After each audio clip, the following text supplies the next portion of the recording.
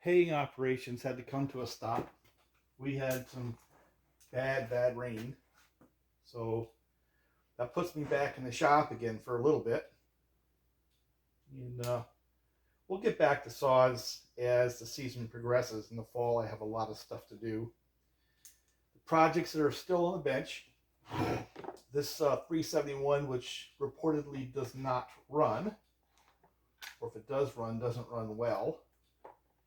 So I need to evaluate this, and the mission is to get it running well. So we have to diagnose that. Now, this 572, which I had done the diagnosis on before, has that bearing problem. It's actually not a bearing, it's the case basically blew out the bearing pocket, so the bearing spins in the pocket, so it has a pretty massive air leak. Waiting for parts.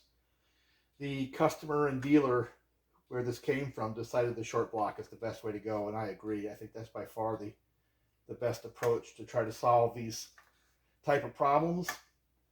And of course, there's going to be a never-ending online battle about what caused that to fail. I mean, it could simply be a case that was manufactured with too big a bearing pocket and let it bang around in there and open it up. I noticed that the chain was pretty tight when I first brought the saw in. That can do it too. I mean, there's a lot of things that can make that fail. The interesting thing on this saw, though, it was not the bearing, it was the case. And that's kind of unique. I've never seen that before. And that does point to things like a tight chain as compared to the non-stop tirade about nylon cage bearings and all that crap, which I probably started, but it doesn't matter. So let's look at this one right here. Maybe I'll work on this one today. I'm having one of those I don't feel like it days. But I do need to get some of these projects done and off my bench so I can get back to things that I prefer to do. So I would say the first thing I want to check is to see if this thing's got spark. Now remember, the 371 was the first of that 372 series that we're so familiar with. The 371 was the beginning of that. And arguably one of the best saw designs I think ever. Partly because of the size and the weight and the power, that blend, it made really good power, and it's pretty small and pretty light. Now, they made some changes from 371 to 372 to sort of stiffen up the cases and stuff like that. You saw a couple of ribs get cast into the cases, so they were solving some issues, pretty typical of a new saw design. And they had a single ring piston on these, and a few little things like that, but most of the parts of the 371 and 372 interchange right up until you get to the X-Torques. And we've gone through that 1,000 times. I'm not going through it again. My humble opinion is X-Torque that was introduced in 2010 in the US marketplace is really a different saw design. It's taller, heavier, different cylinder. There's just a lot of parts that were just completely unique to that design and don't interchange back to the original 371, 372 series. Now, I've said that a bunch of times. I've shown cylinders and the straddle ports and all that kind of stuff. But the 371, in my mind, was really the Husqvarna response to the steel saws. I know some people will argue about that, but steel was moving along. You know, they had the 038 and they came out with the 044 and 046 series. And again, you can argue they are some of the best saws ever designed. I'm not sure that any group of saws that have come out since the 372, 044, 046 are significantly better than those designs by both Steel and Husky. That class of saw is still, you know, more than enough power in a package that's light enough and good anti-vibe and reliable and all that stuff, it's really hard to beat those. Of course, you can't buy them, so it's a moot point. And then the modern day saws that you can buy, in my mind, the 461 steel kind of was in that same mold, that same character. And I'm going to say that the 572 is too. It's another evolution, and I do believe it's actually better than these, but it took that level of change in those many years to really outdo the 371 in my mind. So figure the 371 came out in the 90s. 572 came out, I don't know what, 2018, 19 era. So say 95, 2005, over 20 years before Husky was able to match, I think, this with a new saw design. The 575 and the 576, there's strengths and weaknesses, but in the marketplace, they didn't really play. And I don't think you can really put the 372X torque in the same class with these saws. I prefer these over that design, but that's just me, personal preference. And it wasn't until I got into these 572s I get that same kind of feel that I really enjoyed with the 372 and the 365 series. Again, that's just my humble opinion, but there's a lot of support for these. There's still aftermarket parts that are good. There's OEM parts that are still available. And so for a hobby, a hobby type that want to build one of these, just a lot of stuff out there, a lot of carcasses, a lot of parts, a lot of knowledge, a lot of online expertise. Really good place to start if you want to build a pro level saw for a hobby level budget. How's that? So anyway, let's see what we got with this one. One thing I notice is that spark plug is kind of dark. And my first impression when I see that, you might say carburation is running rich. No, usually my first impression when I see that spark plug is we might have an ignition issue. And I've seen these where the plug wire arcs to the cylinder. And I see that with the X-Torques as well, where you see that arc. And it'll make the saw act like it's running lean. But then you pull the plug and it looks like it's running rich. And it's just one of those little anomalies you see. So first thing I want to do is just see if I've got spark. And I'm going to guess I do. It doesn't mean I have spark the way I like it. It just means I will have spark. Start with that.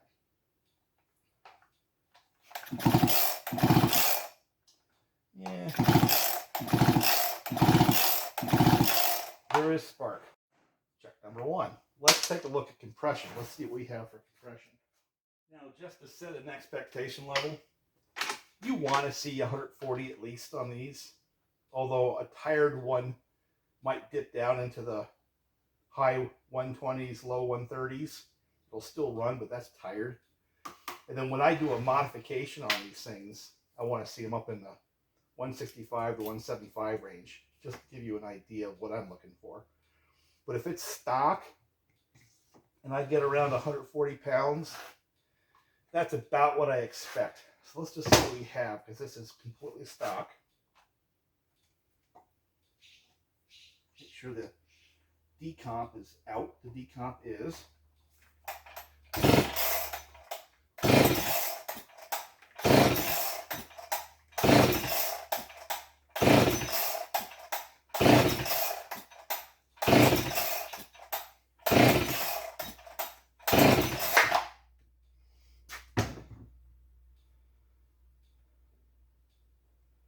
It's at 140. So I don't really see a problem with this top end. In terms of compression. Looks to me like it's in good shape. Remember, this is almost a 30-year-old saw. And I think it has decent compression. Now, seals and air leaks. What if I can get it to run? just do a brake clean test. I think what I'm going to do is pull the bar and chain off, do a brake clean test,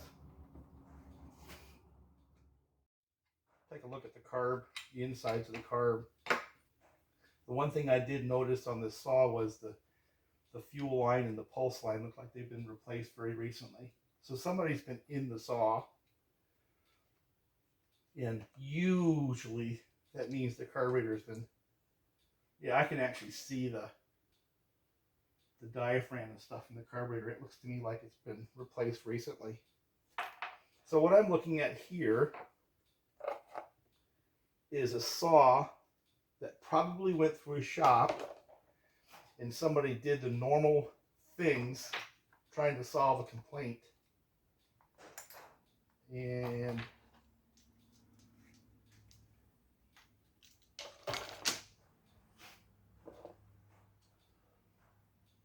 got stumped because what they might be looking at is something other than the obvious. Put the spark plug back in it. Let me get this fire up.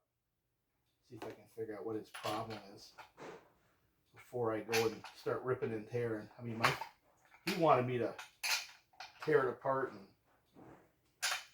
and do some rather significant surgery, but I'm not sure I want to go that far. I'm not sure it needs to. See if there's enough gas in there to start the thing. Yeah, not really. Let me go get some gas. All right, I blew it off. I don't have the right brake clean to really make a conclusive stop saw, but I've got enough to give me an idea if I've got an air leak. So let's get this thing started again.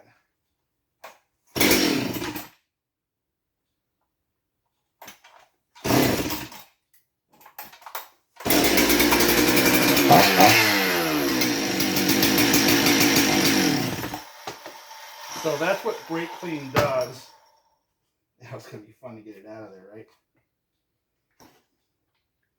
When it gets sucked in, basically it shuts off the ability for the gasoline to combust, stops the saw.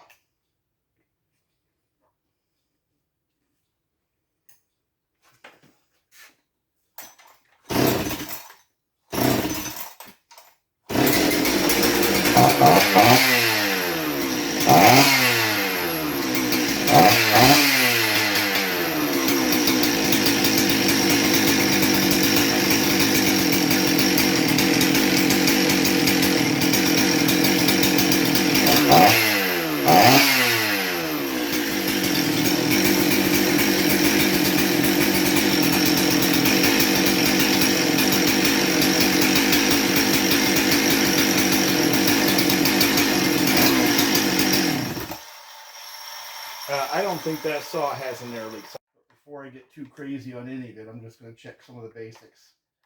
I'm going to have to make do with some of the tools I can cob together for now. Let me take a look at this. In the carburetor,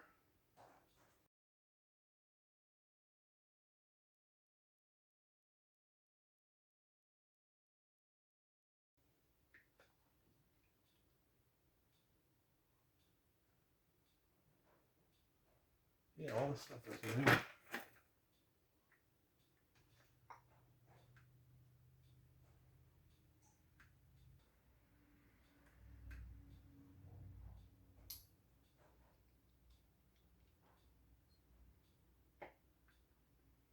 Does have the ring in there, so it's put together properly.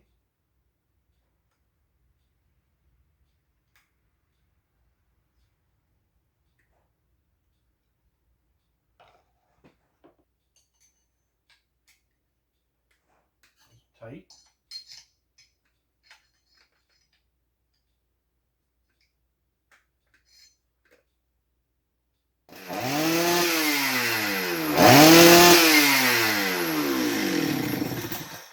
Okay, so I've found an anomaly in the carburetor, and that is that the high-speed jet was turned all the way in. Now, I turned it out one turn and you got that. And I also noticed that in the carburetor that it's got pretty much all new gaskets. So now I'm beginning to wonder if it was assembled properly, the carburetor. Like maybe the gasket is on the wrong side of the diaphragm, or the needle jet itself is not set properly, the little metering lever. Something like that, because the rest of the saw looks to me like it's fine. It's got decent compression. So let me chase that just a little bit. Yes. Otherwise that fuel line's going to spit fuel all over the place. Maybe I don't even need to take it off. Let's check and see whether or not when they replaced all the bits and pieces on that carburetor, did they put that diaphragm on the wrong side of the gasket. I do know that this saw had been in a shop just because of the way I'm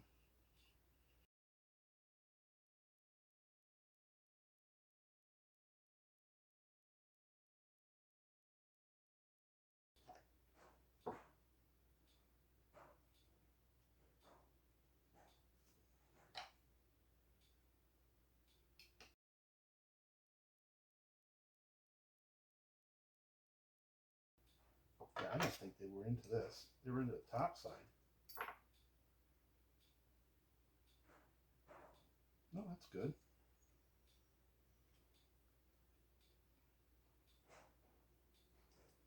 It is kind of goofy though.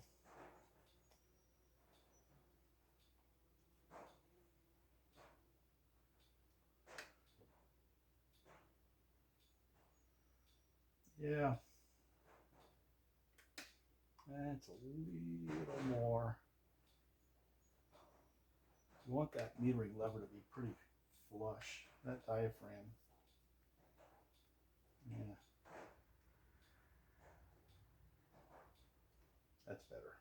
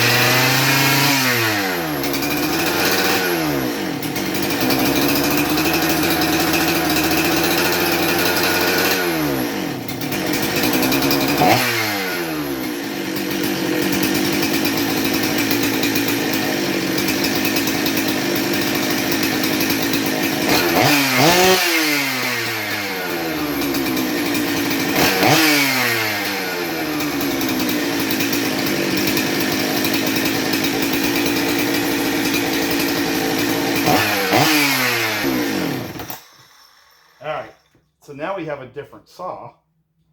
So changing out that diaphragm and also cutting back on that metering lever made a big difference. So let's see if we can actually get this to run just with the standard adjustments. See what that does.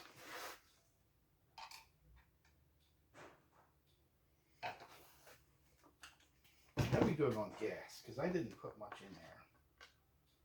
Oh, it's almost out of gas too. So let me get some gas in there.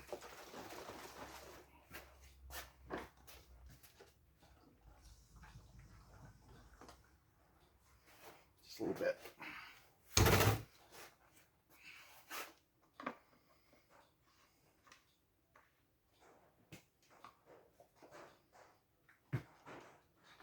Let me set that on there so it gets a little bit of cooling.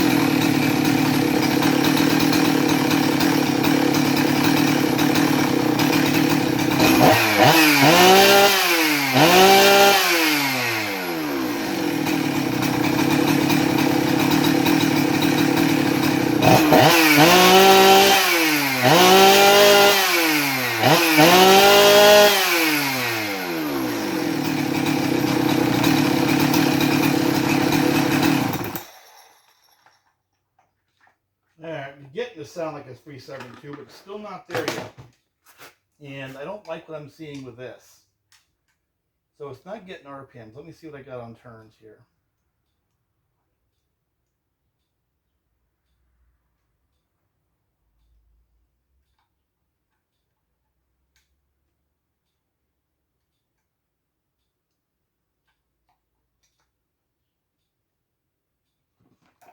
Let me see what this does. It's really not out of whack in terms of turns. I've got 3/4 out on the main now. It was 1 out. Now I'm to 3/4, which is not completely out of whack. So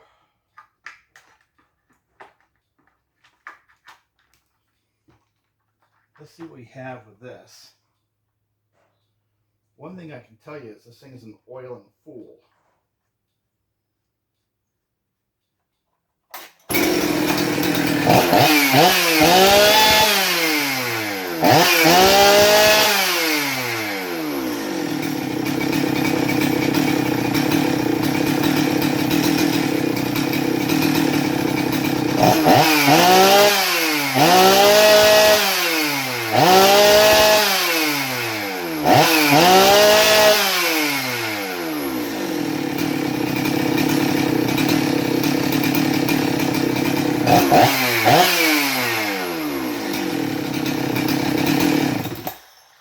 That's better.